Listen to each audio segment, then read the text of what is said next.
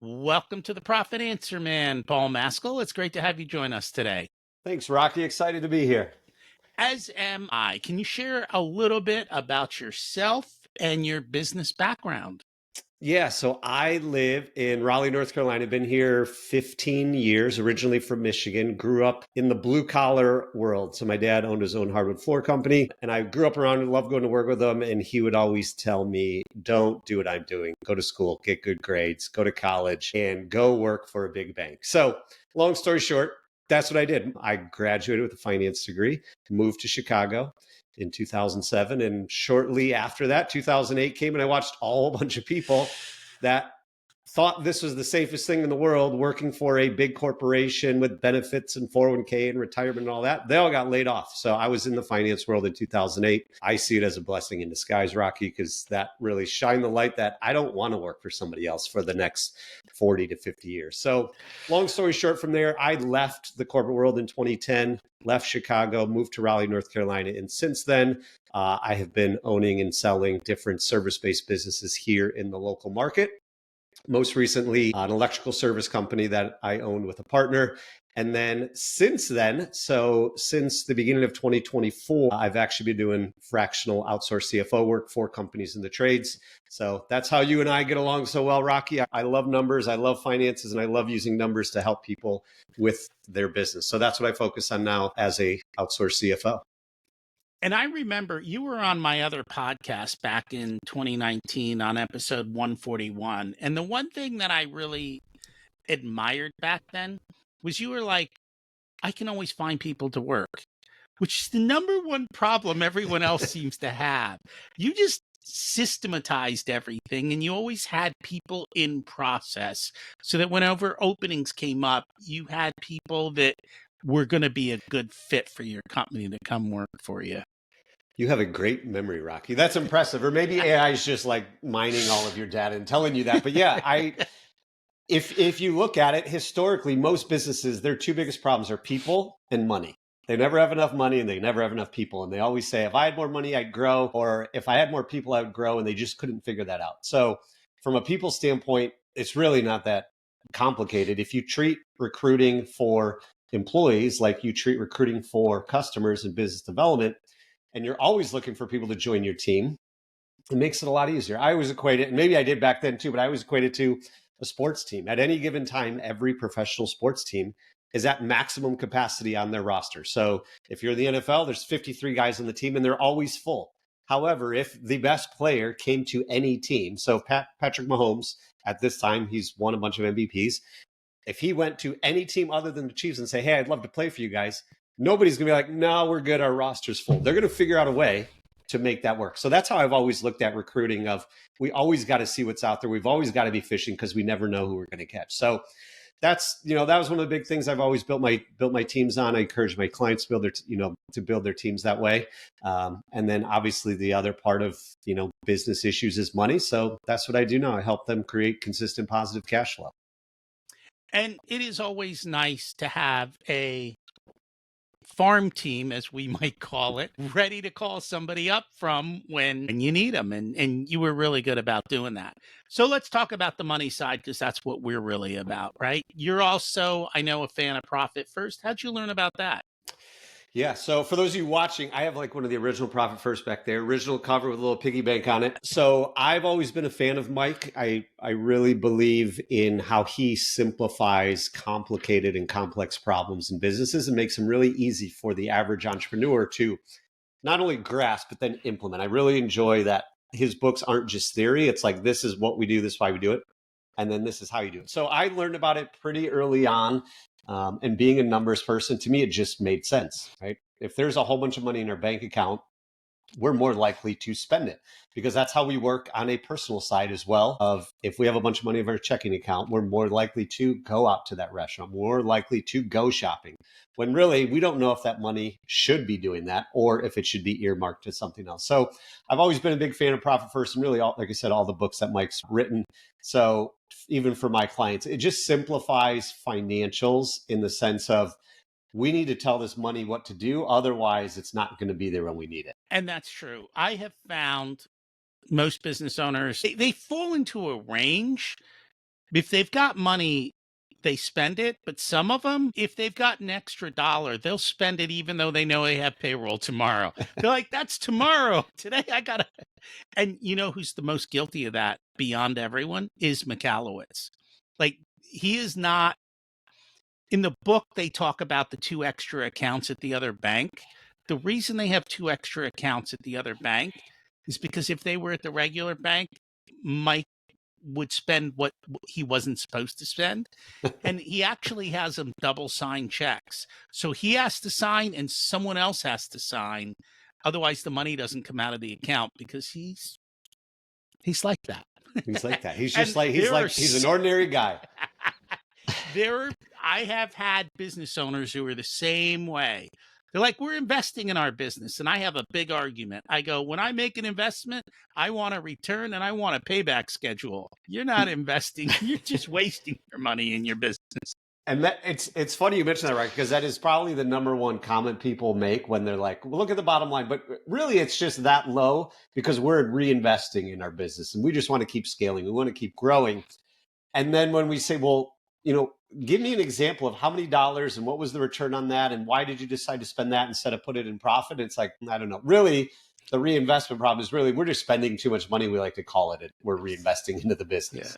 Yeah. It's a euphemism for I wasted it. Yes, that is. And it's funny because we were both in the same mastermind when we met, and in that mastermind, profit first was like one of the core principles. That's how you do your money in business. Yeah, and it makes it so easy because I think normally, I mean, we see it every day. You see it with your clients, I see it with mine. They just operate out of their checking account. Like, should we buy this piece of equipment or should we buy a new vehicle or should we do this? I don't know how much is in the checking account. They take a look at like, yeah, I think we're good. And then we buy it. It's like there was no rhyme or reason other than what they felt was enough money in their checking account, which is usually the wrong way to operate a business. And it's funny because you work with a lot of guys in the trades. I work with a few. And when I work with my guys in the trades, we always have a separate line item on the front cover of our dashboard. It's called tools because every guy has a tool fetish. I needed that tool for this one job. So the photographers all buy new cameras. Yeah. Every one of these tends to have its own fetish for its particular business and its business's need. And it is so true. And it's funny you mentioned that because my dad was the same way. And then when he finally came to retire and he cleaned everything out, he had like 7 of every favorite tool because it was like, I bought it for that one job and I really needed it. But then I didn't need it for a couple of years. I couldn't find it when I needed it again. So I went and bought another one. And then I bought another one. And they always say it's always nice to have more, like just in case. So yeah, not only do they have that, but then they have the fetish of, well, it's got to be Milwaukee, or it's got to be DeWalt, or it's got to be Makita. Like they all have their, depending on the trade or depending on the individual, it's all got to be the same brand. It's all got to match and all those things. Yeah, it's kind of hilarious. So what's the biggest struggle you see with your business owners?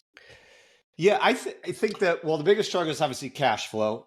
But then when we drill into what's causing that, I would say the biggest issue is usually pricing. They actually don't have a mathematical way of why do you charge what you charge. It's more or less like, well, I heard so-and-so is charging this and we need to be a little bit cheaper than them. And I heard so-and-so, they mark their material up like this. So I figured we could probably do something similar. And that really just causes so many problems down the line. If you look at the flow of money, when the money first comes into your business, if it's coming in the wrong way, everything after that is going to be done incorrectly as well. So if pricing's wrong, then we're not hitting the right gross profit. We're probably not paying our people properly. We don't have the money to spend on marketing. We don't have the money to pay ourselves. And a lot of times people don't realize it comes down to pricing.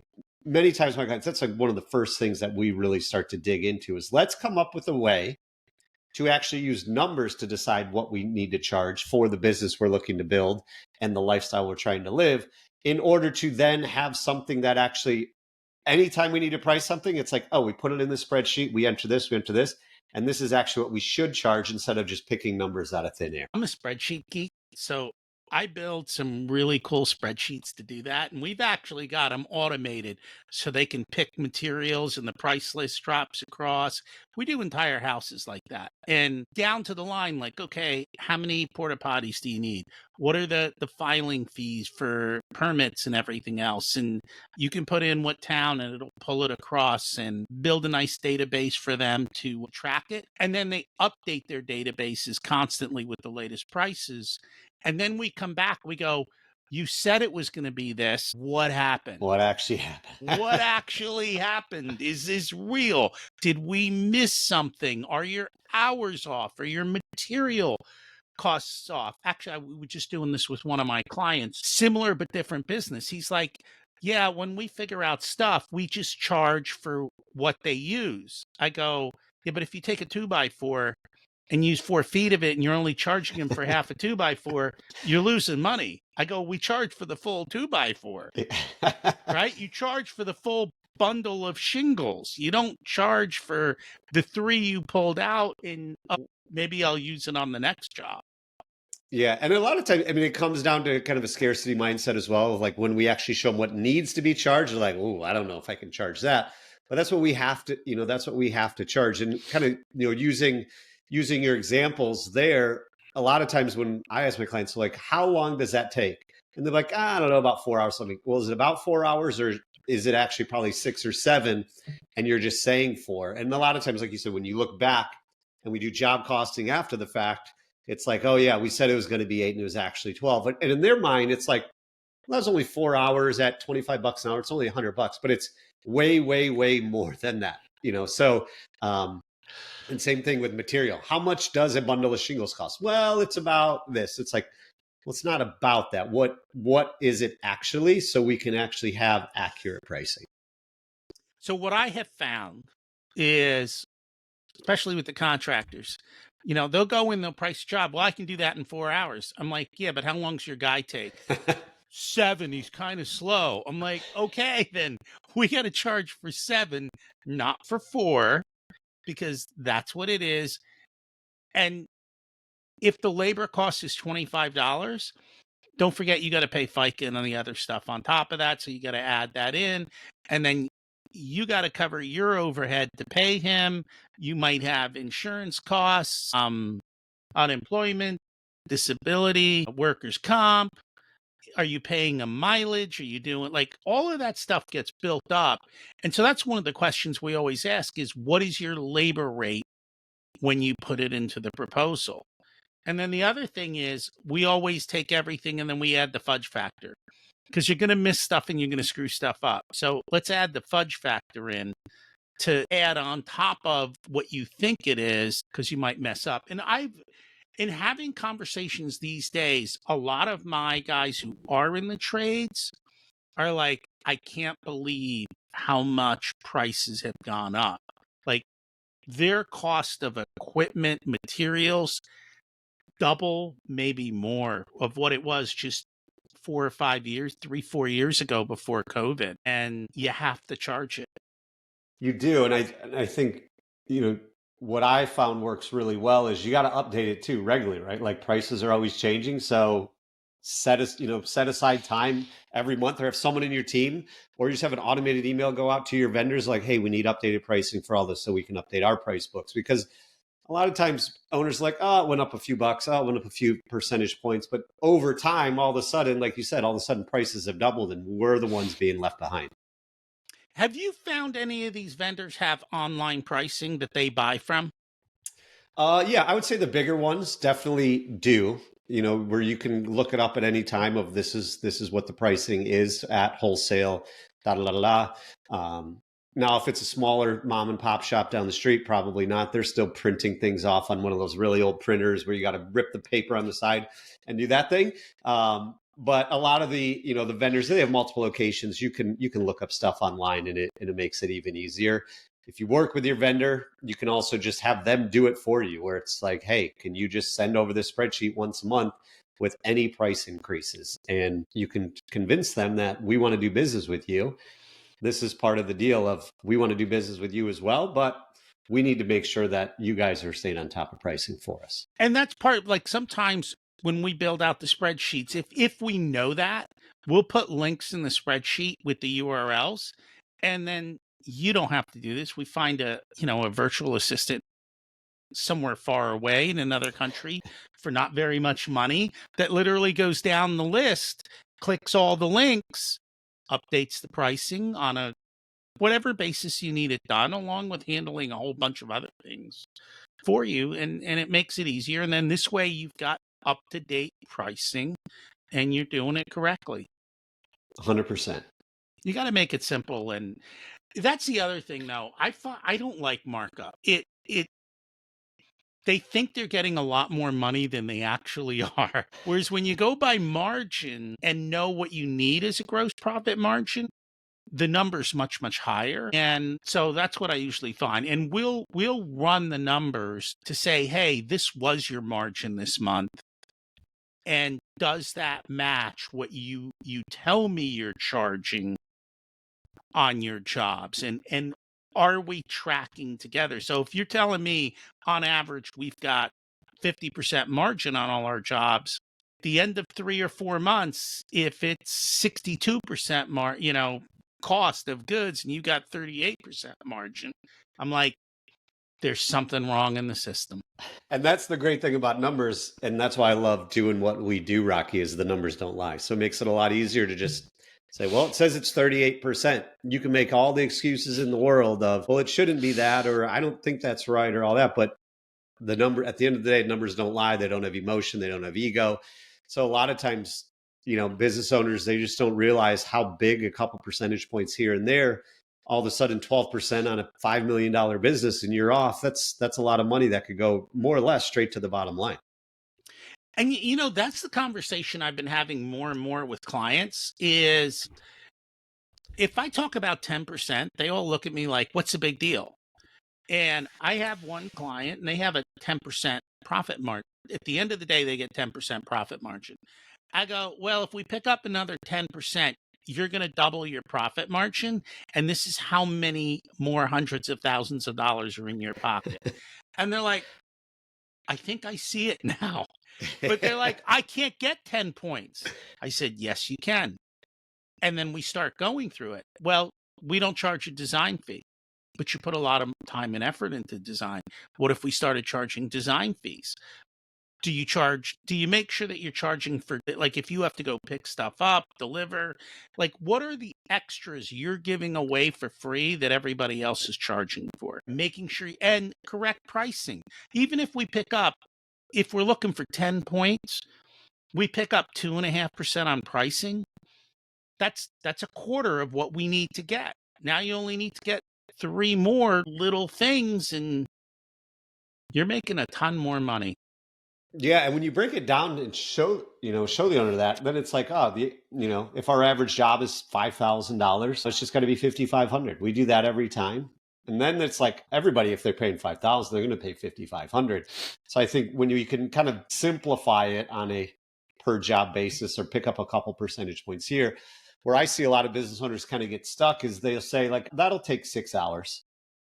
But we're not factoring in non-billable time. So if they're going to be on the job for 6 hours, you're probably going to be paying them for a 9-hour day. So what about those other 3 hours? So like in the trades that I work with, the average billable efficiency for companies in the trades is around 40 to 50%, which means half of the time they're not actually delivering service because they're in a vehicle, they're at the supply house, they're picking up material, they're loading up their vehicle, they're talking to customers, they're walking through projects, they're doing all these things. And if we don't recoup that cost, but we're still paying our technicians that, or, paying our install guys that, someone's got to pay for it. And if it's not the customer, it's us. And if it's us, we're probably going to be out of business at some point. That sounds kind of low.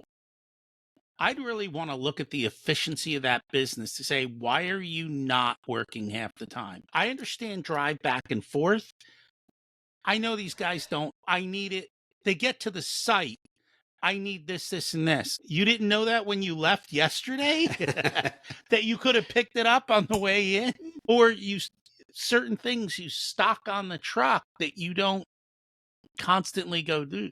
Like, that's the stuff that I say, my P&L tells me there's a problem, but it's hidden. And that's That's a clear hidden cost of we're only working for, but you got to start tracking that. For sure. What else do you see? Depending on the trade, I'd say well, two things. So a lot of times, as you know, people look at their P&L and be like, oh, this is great. I made $200,000. And they look at their bank account and there's like 10,000 in there. Where'd all the money go? So, where I have found or my clients have found a lot of value is really starting to just kind of educate them on the basics of a balance sheet. So looking at, things that are kind of eating up cash flow that we don't know is eating up cash flow because we're not really tracking it. And accounts receivable is one of them, and an owner's draw is the other one that I see as kind of two things that can become issues. So accounts receivable, obviously, money that we are owed for work we've already completed. We've probably already paid our employees. We've already bought the material. We've done everything other than collect the check. And a lot of times business owners are just too busy to chase down that money, right? They're moving on to the next job. And when I go into their QuickBooks and look like, hey, look at all this money that's 90 days past due. Like, what have you been doing the last 90 days that you didn't want to go get this $50,000 that's sitting up there? So that's one of the things that I see. And then the owner's draw, a lot of times they don't realize that that's not hitting your P&L, but obviously it's impacting your cash flow. And when it comes to, why do we take money out of the business? It's not always just because we want to go spend money. A lot of times we got to pay our quarterly, tax estimates. We got to pay our annual tax bill that comes due, and that comes out of the business and it impacts cash flow.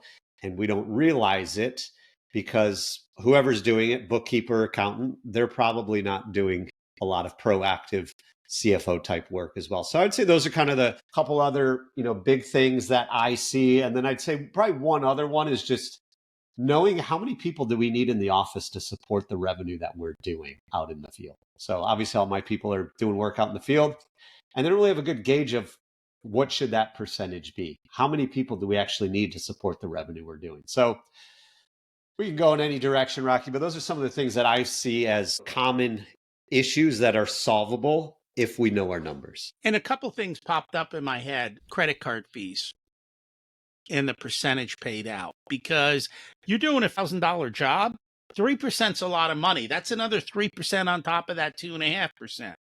And just saying to people, hey, we'll take a credit card. But nowadays, it's become acceptable to ask for the 3%. It's, a few years ago, that was unheard of. Today, it's becoming the new norm. You see in restaurants and other places that if you charge stuff, they're charging you a fee. And on a $1,000 order, that's big. The other one I see, what else doesn't show up necessarily on the P&L? What's that? That new pickup truck with the dualies and the big engine, because it ended up on the balance sheet. Yeah, or they bought it on became 12/31 because they owed too much in taxes. Yeah. They owed taxes. They didn't owe too much in taxes because the moment they bought the truck, they had zero cash flow and they got themselves stuck. But those are the things that you have to be aware of.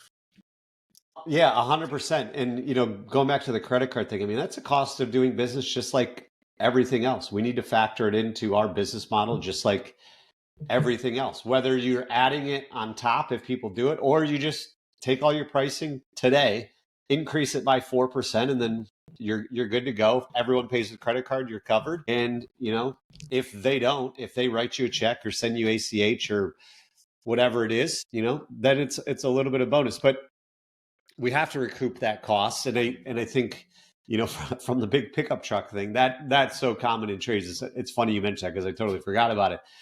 But it is so common that, oh man, we have a tax bill. Well, how do we pay less taxes? Well, you got to go buy a brand new vehicle and we'll depreciate it all today. And that's cool. But then tomorrow you still have the $1,600 a month payment on a vehicle that's not generating any revenue. And you've got that payment for probably another 7 years. So if there's vehicles sitting around not creating revenue, that's sucking cash out of your business. It's not 7 years, because in 2 years, they're going to trade it in and they're going to go depreciate another vehicle. But here's what they don't realize. When you trade that vehicle in, your accountant's going to recapture depreciation. Yeah, because you didn't drive it for the whole time. Because you didn't drive it for the whole time. So the differential's not that big anymore, but you think you're getting a big differential. And here's the reality. And this is what I have found. Nobody looks at the tax return. Just like nobody looks at the P&L, they go to the bottom right. How much profit did I make? How much do I owe or am I getting back on taxes? Not even what was my total tax bill. How much do I owe or getting back in the moment? Nobody goes into the details to say, why did this happen? Unless they get a big tax bill and then they want to know. Otherwise, they don't dig into the details and money disappears. They definitely don't. And a lot of times when you go trade that vehicle in, you're upside down in it too. So you owe more on than what it's worth. Because when you bought that new vehicle, you drove it off the lot, it's probably worth 10 to 20% less immediately. And your first couple of years payments, it's mainly interest. So you still got to, then they're going to roll that equity into the new vehicle, and then you're recapturing the depreciation. And there was no upside to buying that fancy new truck. Yeah, COVID made things weird in pricing, in trade-ins, in now interest rates are so high that the payments have skyrocketed. These things are all becoming more and more important. And it's the little things that make big differences over time. 100%. Yeah. And as your business grows, like we said a few minutes ago, a couple percentage points here and there adds up. And if you're not looking at all the lines on the P&L, or not looking at the balance sheet, or not looking at your taxes, your cash flow statement, it's really just like, oh, well, we made that much. We never really ask like in detail, what could we do to make a little bit more? It's all like, well, I guess that is what it is. That's just, that's part of being a whatever. And then they move on to the next one. Do you get them to change their habits, or do you just enlighten them and say, I think we get that if we get really clear on where they want to go, it's a lot easier to then get their habits to change because we can tie it back to that. And I think that's where a good CFO like you or me, Rocky, we get super clear on what does success look like for these businesses, because their bookkeeper's not doing it, their accountant's not doing it, and really they're not doing it. I see plenty of times where it's around December, January, a business owner will create a quote unquote budget, which is really just a dream of what they want to do. And then within 2 days, it's collecting dust and they never look at it again. Versus if we track that on a monthly basis and say, hey, we're getting further away from our goal or we're getting closer, it does encourage them to take action on certain things. But I think we also have to be strategic on picking our battles, because we can't change everything at once. But if we know what levers to pull to make the biggest difference to get them where they want to be, it makes it a little bit easier. and I think that's the key. I'm learning to get better and better about tying it back to purpose. So if we pick up 2% here, that means you can take your kids to Disneyland. If we pick up 2% here, you got, money to go to college savings, and tying that back to what it's in it for them, because that's what everybody wants, right? What's in it for me? 100%. And helping them understand that.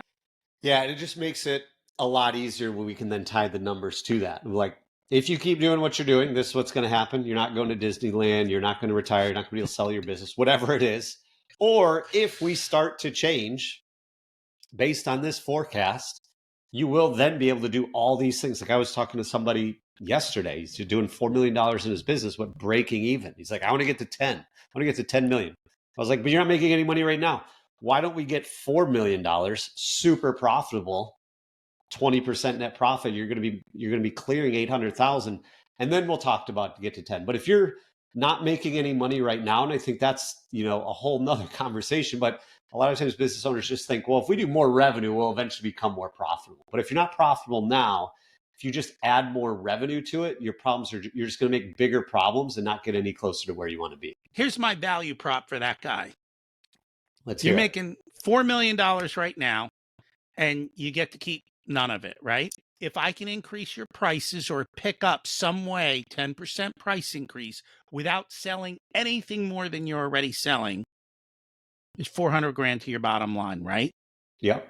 Now, if I can figure out efficiencies and I can figure out how to cut 10% off of your spending, maybe it's making sure that the guys are actually working 9 to 5, making sure the soda and the lunch isn't on the Home Depot bill, maybe asking for a discount, not paying interest on their credit cards. I pick up another 10%. That's $800,000 to that owner's pocket by just spending a couple of months doing nothing but thinking and changing some numbers. And that's it.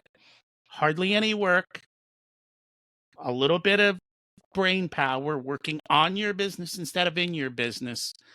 And you go from nothing to $800,000. And then people go, oh, now I understand why you're an investment, not a cost center. I'm like, yeah, duh. This is a real investment, not like that truck or whatever you bought. Yeah, I mean, and it's so true because say you do that, and now they're clearing 800,000, and I told them the exact same thing. You get to 800,000 net profit. That business, someone would pay you between $3 and probably $4 million for your business at that point. To say, like, you've already put in the work, you've proved you can get revenue, you get to $4 million. Now, if you can get to $4 million and have profit, you can actually go sell your business for probably $4 million, which is pretty awesome, compared to selling it right now for zero. Here's the deal. It doesn't sound like that guy has got his operations well. When we get to 800,000, I'm going to have the same conversation again and go, we can get to 1.6 million without that much additional work. Exactly. Well, there's no reason to sell 10 million and have a heart attack. Let's just work a little smarter and take home money. 100%. Anything else we should have talked about but didn't? No, I mean, I think we kind of covered it all, Rocky. I mean, profit first, kind of tying it back to the profit first thing. The thing I love the most about profit first kind of feeds into everything that we're talking here. My favorite thing about profit first is if you go to implement it and it doesn't work, it's because your pricing's off, or you have too many people in the office, or your accounts receivable is out of line. Like, profit first shines the light on there is a cash problem in this business because I can't do it. A lot of times you talk to business owners like, yeah, but my business is different. You don't understand. I can't even put 5% away. I can't even do 1%. So the numbers don't lie. Remove your emotion, remove your ego, and just understand that if profit first doesn't work, or you're not hitting the numbers you want to be, the answer is in the numbers. You probably know what the answer is. You might just have to start doing things a little bit different. I agree with you. At the end of the day, what we do is we help people to have a money-making machine. And a lot of people have a broken money machine, but if you know how to fix it and you're a business money-making machine repair guy like we are, little bit of effort and that baby's humming along, making you $1.6 million. You got that right, Rocky. And we see it a lot. They're like, well, I just want to get rid of this thing and go into this other industry. I'm tired of being in the electrical world. There's all the money's in HVAC or whatever they're saying. You've got a machine that's probably just one or two parts are broken, not the entire machine. It's not, let's throw the whole machine away and go buy a new one. It's, hey, let's just fix this, tweak this, fine tune this. And then all of a sudden it is humming along if we're willing to, put in the work to fix that machine in the first place. At which point they're like, I'm not selling this. Not when it's making 1.6 million. I'm holding on to this. This is a good business. Now you can go on vacation. We'll hire a manager for 200 grand and life moves on. There you go. That's the ticket. Paul, if people would like to find you, where can they do that? Yeah, the easiest place, Rocky, just go to my website, thebluecollaradvisors.com. You go there, you can link to my socials, you can book a call with me. That would be the easiest place, thebluecollaradvisors.com.